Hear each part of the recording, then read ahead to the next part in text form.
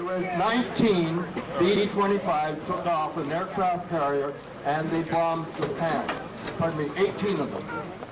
And they took off, it was Jimmy Doolittle, and they had never done a takeoff from a warship like that, an aircraft carrier. They were loaded with bombs, with fuel, and it was a one-way trip. Now they knew everyone volunteered for that duty to bring home to Japan the facts of the war. And it was a one-way trip. What we were going to do was get to Japan and then land in someplace in China or maybe in Russia. The thing is that they were supposed to get within 400 miles of Japan before takeoff. They were discovered steaming towards that place, so they took off with 800 miles to go. They took off and made the run into Japan, bombed there, and actually there was 162 in the crews in those aircraft. One made it to Russia, 3 others managed to land in China, and the others did not return. And that was something that happened during the Second World War. And the B-25 from Canadian Warplane Heritage was flying over here, and they came a little bit early because they didn't want to be on stage at the same time as the Canadian Harvard Aircraft Association. So I just thought I'd fill you in on a little bit about that twin-engine bomber. They use them in Europe, bombing B-1 bomb sites and what have you, short-range bombing. And they were used out in the Pacific on a continual basis. Anyway, I just wanted to pass that on to you. My name is Charlie Fox. My son, actually Jim, lives in Kitchener, and I'm very pleased to be here today, and I'll be talking to you about the Harvard Twin. They fly back. Thank you very much for your attention.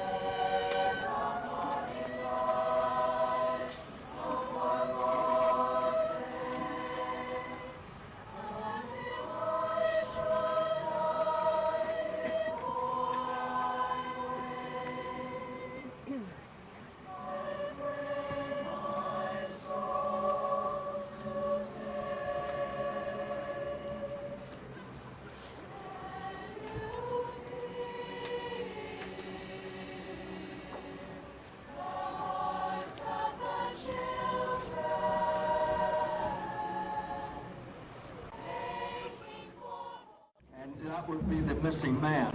The Harvard Aircraft Association was formed back in 1985, and since that time they have been restoring, preserving aircraft of the Second World War, and they fly them in honor of all veterans and all those. As one of the low-flying Harvards came over, shot up his shovel, embedded it in the bottom of the wing, and when that guy got back and landed, it tore up the wing. So I guess you could say that that prisoner got a Harvard, got an aircraft overhead, and I'll direct your attention that way. There they are. Here they are in trail position.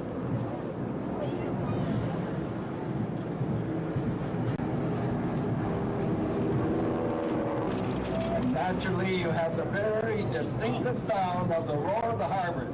Actually, that's not the motor. That is the tips of the prop, which are 9 feet long, and they reach almost supersonic speed. Now, with everything that's happening, as we're waiting for them to come by and do the missing man, I'd like to read you something that Hilliard spoke about 3-4 years ago. He's the chief of the defense staff. And the following applies to all ranks, men and women in the 3 divisions of our forces, regular and reserve. This is what he had to say. It is the soldier, not the journalist, who guarantees freedom of speech. It is the soldier, not the politician, who guarantees our democracy. It is the soldier, not the diplomat, that becomes a tangible expression of our nation's beliefs and extends its values and ideals worldwide. And it is the soldier whose flag-draped coffin vividly demonstrates the ultimate cost of representing our beliefs in difficult and dangerous places. The great men and women who wear our nation's uniform so proudly have become our very best credentials around the world, representing all 31 to 32 million Canadians everywhere they deploy. Revered outside their own country, but sometimes underappreciated here in Canada. The soldiers volunteer for this tough profession. They know the risks, but they also know that even with the sacrifices, their commitment means something. They know and believe that their presence and work represents the difference between life and death, hope and despair to countless thousands around the world in places where our privileged life in Canada would agree. So this final pass of the missing man is honor of all those soldiers anywhere in the world, all those who have lost their lives in service of Canada. We remember them. We will remember them. They should be coming roughly east again in the missing man, in which you will see one number 3 put smoke on, and he'll pull out, and they will maintain that formation as the missing man. Now, I can't quite see them as they come there because of the trees.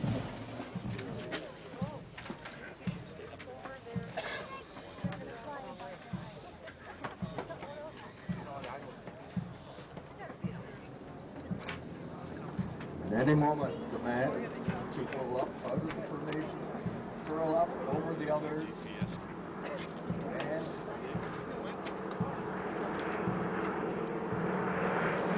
maintain the position. And as you come up,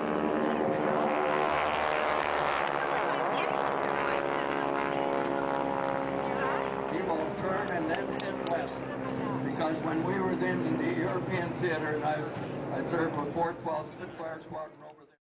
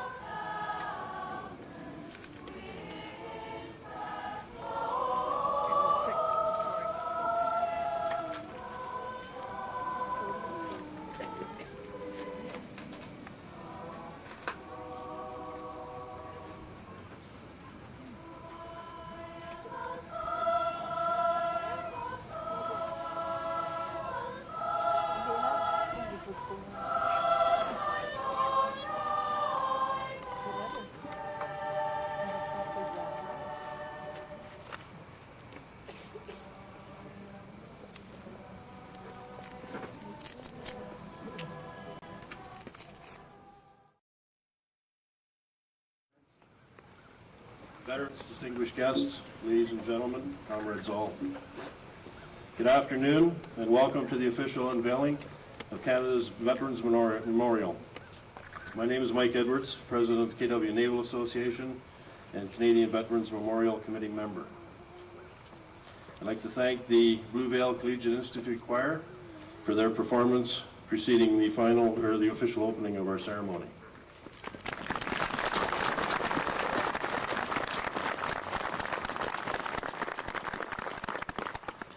I'd also like to say thanks to Guelph Hydroelectric Systems for sponsoring the B-25 Mitchell bomber, and to the Canadian Harvard Association for their fly past during the parade.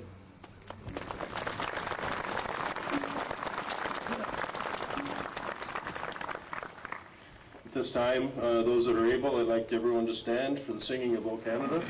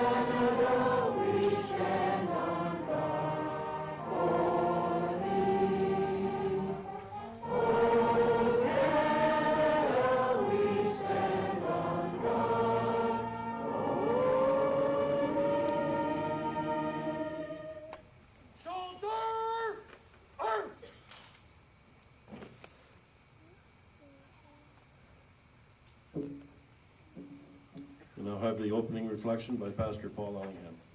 Color party, order, colors! Color party, standard!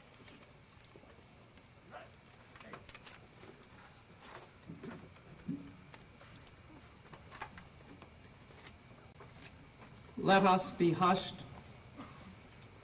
Let us listen. Let us hear the voices of the past. Words uttered by those souls remembered by this memorial. Words kept in our hearts, but not just the past. Let us hear the voice of God, the voice of the present, offering us strength and offering us comfort. Let us be hushed. Let us remember. Let us remember smiles and warmth, the gifts that have been shared,